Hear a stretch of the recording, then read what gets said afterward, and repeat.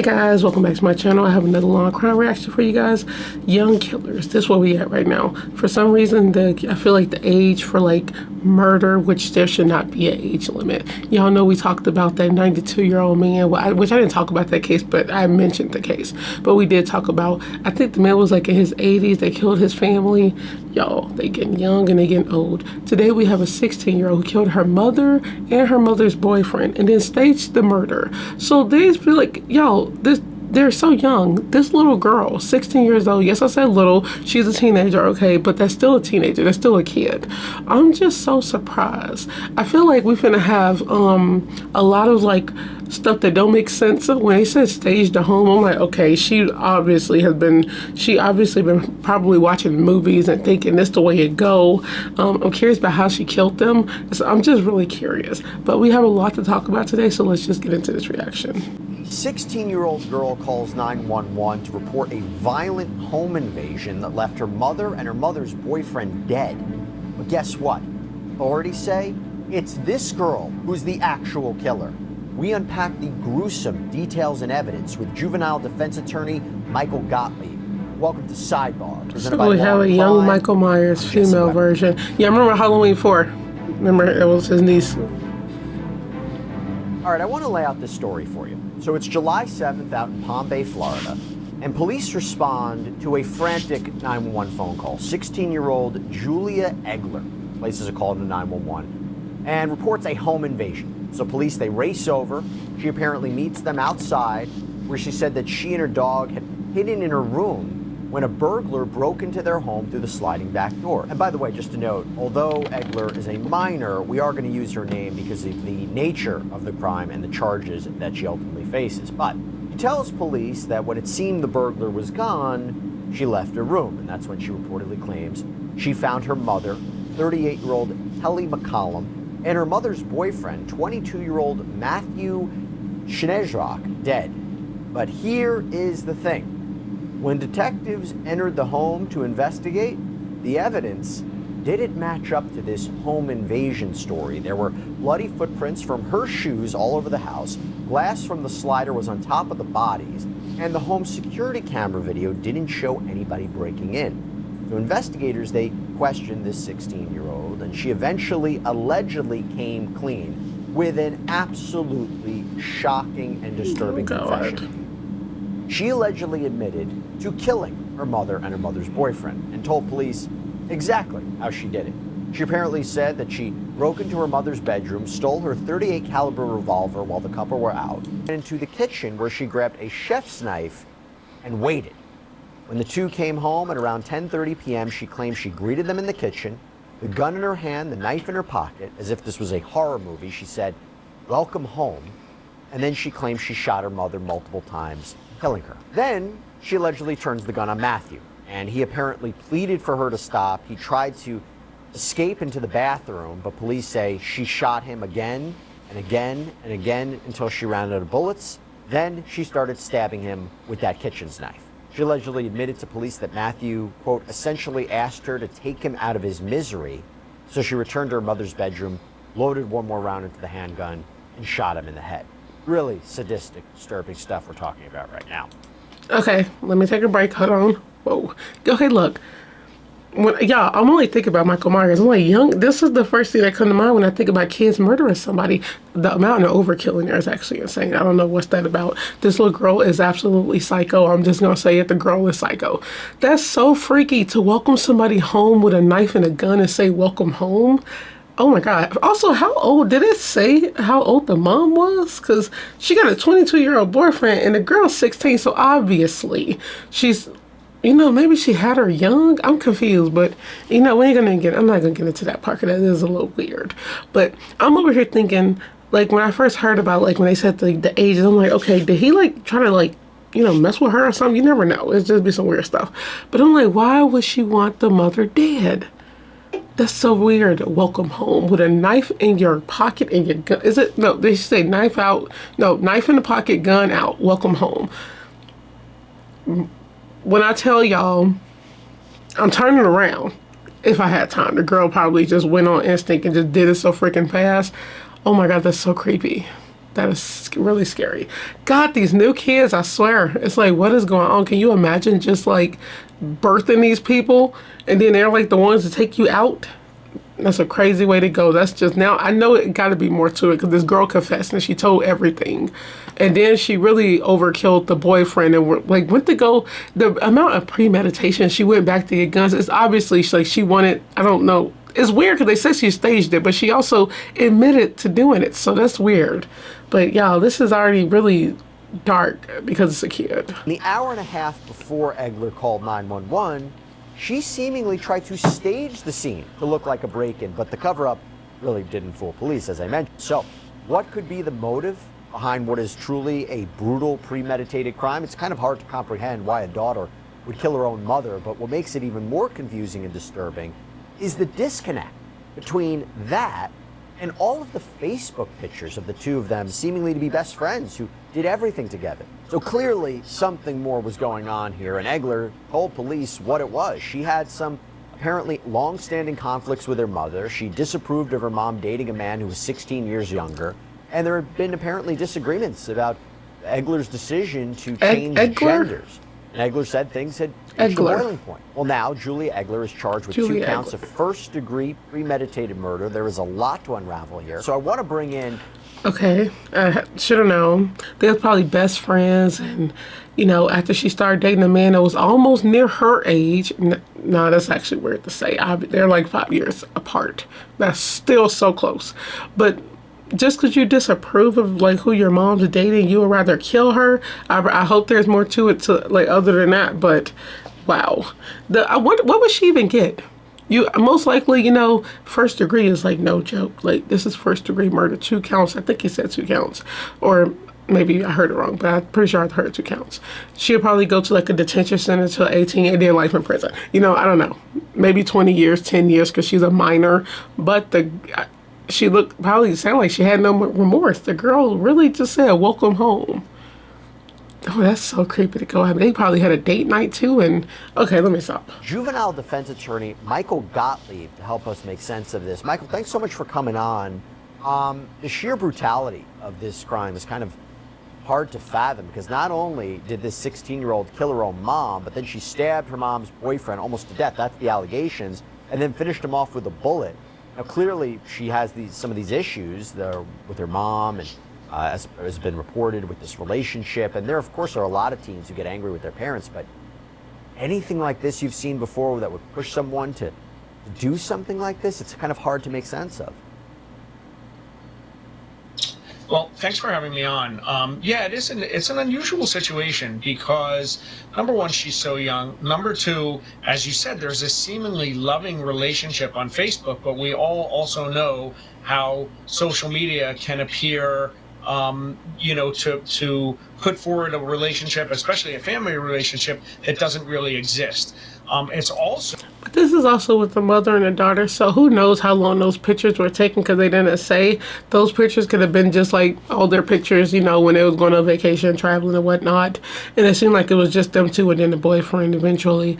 So I'm going to put my theory on here that she believed that he took her mom away from her. That's what I'm going to say until I know otherwise. So it's a crime where it's kind of shocking. It shocks the conscience that she would lay in wait for her mother, for the mother's boyfriend, armed with both a gun and a knife, stab and shoot them, and then try to cover it up. It's kind of an unusual case. It has a lot of elements to it, and I can see some potential defenses as well. Now, I've covered cases before where the perpetrators, so the alleged perpetrators, stage a scene. There's a robbery, there's a burglary, they're the victim in it. But it's something, I think, on the part of law enforcement to look at the evidence, the actual physical evidence at the scene and say, something's not adding up. Because generally speaking, wouldn't you take the 16-year-old's word for what happened in this case? You know, I think law enforcement's responsibility is to obviously take her word. But in a situation like this, she's the most likely suspect. She's the person who's there, and the evidence easily and clearly doesn't add up. I mean, as a 16-year-old, she didn't even think to turn off the home recorder. that would be the first thing that they're going to look for in an allegation of a home invasion and a burglary is we may have videographic evidence of who's done this. And when that doesn't add up, and there were bloody shoe prints of hers found in or near the crime scene, which, of course, if she found the bodies, that makes sense that you would have those. But at the same point in time, you're talking about seasoned investigators who are probably 20 years on the force, typically a homicide. They're going to see quite easily that her initial story doesn't really meet the scientific evidence they're seeing at the crime scene. Are you Y'all know what's crazy about that? How crazy is it that people kill and then step in it and then you got footprints? How do people not tiptoe over stuff? And that sounds so crazy. I'm like, not trying to how to commit a murder, but I'm just saying, I feel like everybody, there's always footprints. Why not go in with no shoes? Nope, then you got DNA. God, it's just weird that a bloody footprint, that's like pure evidence. But they like you said, they could say she was like, their defense maybe says like she was looking at it, but that's if she didn't tell her herself. She obviously didn't know what she was doing and probably just tried to stage it and tried to get away with it. But they have video recording. Didn't even think about that. Wow. If you was gonna go into planning it, should have planned it a little bit better, especially because she knew like you knew where the guns were at. This is, people who, I swear kids nowadays, it's just really scary. They try to watch so many movies thinking you can get away with stuff, and that show How to Get Away with Murder wasn't even that good. I stopped watching that. I didn't watch it that much. It wasn't on that long anyway, but I was like, did they really make a show about how to get away with murder? This is where we're at now. This is the last thing we need. That's what I was thinking while watching it. surprised she allegedly confessed to the whole thing? And what would be some ways that a defense attorney can try to make sure that alleged confession doesn't see Blame it on the itself into a boyfriend? courtroom? Well, so confessions are double-edged swords, obviously. If you can't get rid of the confession, and confessions have to be knowing, intelligent, and voluntary, and if you can't throw out the confession, you want to use it to show mitigation, that she initially realized what she had done was wrong. Now, I understand mitigation is typically for sentencing, but here, it's not a whodunit. She confessed that she did it. What you would want to try to do is get away from first-degree murder and see if you could get a lesser offense, whether it's second-degree murder or third-degree murder or even a manslaughter. So you want to argue, while she planned this, while she perpetrated it, she was remorseful and cooperative with the police and is deserving of a break. And if you can get that in the guilt phase, then you can get even a further break, perhaps, at sentencing. To age who commit horrific crimes confessed to this? I mean, do you see it generally more with younger people than you do with adults? It really depends. I mean, sometimes it depends on what they're looking for. Sometimes kids who commit these crimes want to be known, want to be famous, and so they're going to confess because it gets it out there. We've seen that happen before. Also, I think when you murder your mother, even though you were in the moment mad, I think there's got to be a great sense of remorse and regret and guilt. And when law enforcement comes and you know you're caught, you want to tell on yourself because it's a huge weight off your shoulders. And that's what I'm saying. I swear she gotta have remorse. Got to. That's why I really do believe after they said that she was mad that her mom was dating a younger man like that, I believe that she was mad that her mom was like going down that route and was like, it was not just like them two anymore. Because it don't look like she wanted to be like famous. Y'all, I seen a lot, like heard a lot of cases. Stephanie C podcast and like her whole YouTube, I love all her stories. All the stuff I hear, I'm like, there's a lot of kids that actually do kill and want to be famous, but this one literally just like pure, like she was just mad. But the fact that it's just still creepy. I'm so stuck on the welcome home. That is really eerie. That's the word. I use it a lot, but that's the word for this one. I note that down. What about a mental health Note that. defense? And I know the facts are quite limited at this time. You haven't had a chance to really speak to this. You haven't had a chance to speak to this defendant or understand more of the circumstances. But are there potential mental health defenses that could work in her favor given the facts that we know so far? So my inclination is to say there's definitely not a sanity defense, meaning I don't think that she's going to be able to pull off I was insane at the time. It's very goal oriented. It was thought out. It was planned. It was premeditated. She stopped in the middle, reloaded the gun. So I don't think we're going to have a sanity defense. In terms of whether or not she has some kind of diminished capacity, here's a child who was maybe tormented by her mother's relationship. The child is also, and I use the word child because she's 16 years old. The United States Supreme Court has said that our minds don't mature until the age of 24. So I do think that there is a quasi mental health defense in terms of she's transitioning from female to male. This is a person who's confused, who's clearly not getting along with her mom, doesn't approve of her mother's relationship. I think you can work elements of a mental health defense into the defense here. And again, it's going to be for mitigation. But I don't know that it's a defense that's going to get her a free pass. Is she in transition? Is that what they said? If that's true, okay. Okay. It's a lot to unpack with this. I'm still stuck on not the welcome home, y'all done with that, but I was talking about is that really true? I thought it was age 21. They say your brain isn't fully developed until 21, not 24. That means my brain was just done last year. Wow, because I'm 25, y'all. That's so weird. But obviously they can't do the sanity plea. The girl really thought of this, but there got to be some up in there. Especially, I know I'd be I do be having this saying people with mental health, get them out of here if they commit crimes. But with kids is different. What really makes a kid kill and not just confess and then go back and y'all always say people who kill, you see your work, you see what you did, and if you can continue that, you're a sick person. So definitely. And then she stabbed the boyfriend to death and then shot him in the head to put him out his misery, as she said that he asked her to.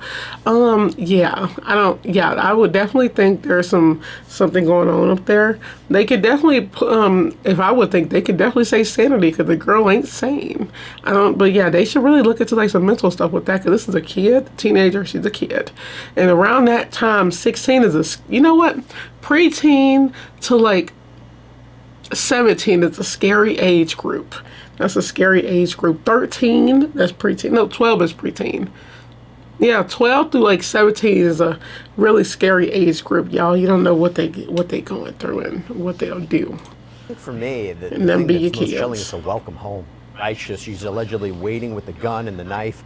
Welcome home works both ways, right? It can show this kind of premeditated aspect of it, but it also shows someone maybe not in their right mind. I mean, it is just, I mentioned it like a horror movie. It's terrifying to think about. It's terrifying, but I think if you also look at that, to me, that's an expression of you're getting what you deserve. And it's kind of like, you've tormented me for so long, you've picked on me for so long. Welcome home. Here's what you're getting. I want you to see and know. And I think that in that, you could have either post-traumatic stress or acute traumatic stress based on, and again, I don't know her full confession, but based on her confession, she wasn't getting along with the mother. And maybe she wanted to go out with the parents that night. Maybe she wanted to be with her mother that night, and the mother went out with her boyfriend and then came home. It's kind of a welcome home. I see it as severe aggravation in her mind. I don't mean aggravation in the sense of an aggravating factor, but it's severe torment to this poor child. Do you think that she will be tried as an adult for this crime? And I imagine her defense counsel will try every which way within juvenile court, right? So if you could walk us through what the differences between both are and what you think the likelihood is that this could be tried in adult court. Well, there's criteria in Florida statute for waiving her into the adult system. They have to have a hearing within 7 days. There's due process involved. But I think unquestionably, given the nature of the offense, she's going to be waived into adult court. In adult court, she would most likely be facing murder in the first degree. And thankfully, the United States Supreme Court has said that juveniles in the state of Florida, actually throughout the country, juveniles can no longer face mandatory life sentences. So she'd have an opportunity for a lesser sentence than life. And if it's longer than 25 years, a review at 25 years. In the juvenile system, she won't be facing life in prison. She'll be facing some type of juvenile incarceration, some kind of juvenile detention. I believe up until the age of 21. And go back to what you said before. Do you think that there's a? Do you think? And that's what I thought too. I was like, yeah, that makes sense. Y'all, these with younger people it's different, and I think it's. And by the way, sorry about the sound, y'all. That's my air. I think with kids and like teenagers, they try to. Depending on what it was, you know, this is a really gruesome crime. I'm surprised they wouldn't give her life. But it's like she's young, so I know they're going to be like, maybe it'll change after like 20 years and, you know, try to bring her back into society. But really, it's like, should we? But I don't know, y'all. It's just, I don't know. I'm so back and forth with murder. And it's like, with the ages, it's just, I got a lot to think about. She's tried for first-degree murder, and it's a capital felony, but you know, as a minor, she's going to be exempt from that. Do you think that first-degree murder sticks? Do you think a plea deal would be put on the table? Do you think it's appropriate given the circumstances of this case? You know, I think when we talk about what's appropriate, because she's a juvenile, I think that you get a significant amount of sympathy from a jury. And you know, when we pick juries in cases like this, we always tell the juries not to have sympathy. But you can't help but have sympathy for a child who's going through a hard time with their parent, a child who is locked out of the parent's room and had to break into the parent's room. I mean, that shows a great divide inside the home. Now, maybe that was safe storage of the weapon, but there's an easier way to have safe storage of a weapon. But it really shows a compartmentalized relationship. You know, and I think as a defense attorney, that's the kind of spin that you want to put on this, that it wasn't Facebook, but it was Fakebook. And it was a relationship out there for the community to see that wasn't real. And here was a child that wasn't accepted at home, wasn't allowed in the mother's bedroom, that was left behind at night. I think there's a lot of meat on the bone for a defense attorney to really spin that this was a poor child who was somewhat living a pathetic life, struggling, you know, with her identity issues and being ignored by the mother. And all of that, when you can paint that picture, I think it's easy to get away from the planned premeditated murder and get it more into a second-degree murder, which is, you know, a depraved mind, a depraved heart. Okay, y'all, a lot of stuff just came up. I didn't even notice. So she is transitioning. That's crazy. So young. I'm not really getting into that stuff, y'all. I got my own beliefs in what I like, my feelings toward all that stuff. Okay, I don't think teens should be able to have that decision. It's too big. That's too crazy. That's just my opinion. But look, so you got that identity issues going. Like he said, that's really something they might actually play in court. Her side, the defense attorney, saying that she's depraved, and that if that's true that the mom didn't let her in there, is that what the little girl was saying? And you know, kids go through a lot, especially during this type of stuff. So they're definitely gonna play on that part and basically say that the girl was going through a lot and she couldn't take it no more. And geez, don't really think the part about the pictures matter, because I wouldn't say that they're playing a part, but it's like they just it's just photos. That's what I see. Photos that she uploaded. Not know, like I said, not know when. They're happy moments, but the little girl was probably going through her own stuff. Then the mom didn't know, or she didn't talk to her, or they just didn't show it. Like, who knows? I don't know. But yeah.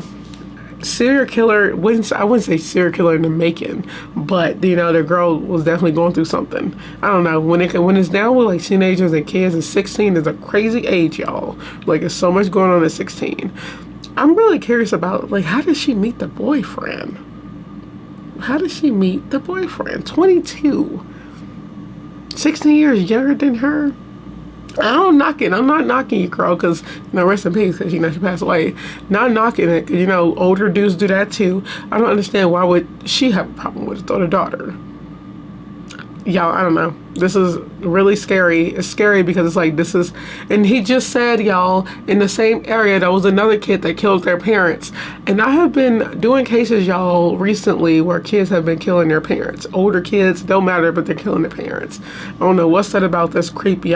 This should not be a thing, okay? Let's not make this a thing. They need to I don't even know if you can say raise your kids better, because it's like, geez, at some point the kid got to do what they self, and it's like at that point they need to figure it out. That's just crazy to me that this stuff is actually happening. Oh, it's too much going on in this world, y'all. I don't have time for this, but you know what? We watch these cases and we hear about it because, you know, you want to be careful and be aware. I would have, y'all, I swear the welcome home would have got me. I'm back. I'm running out, and I would like light the house on fire. There ain't no way. But you never know. I don't know. That's just creepy. Why would she say welcome home? Oh, she hated her. That's how I just know she hated her. Right when you say that, definitely hatred. Y'all, on that note, I hope you guys enjoyed this video.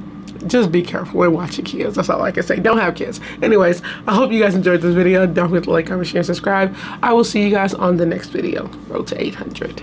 Bye.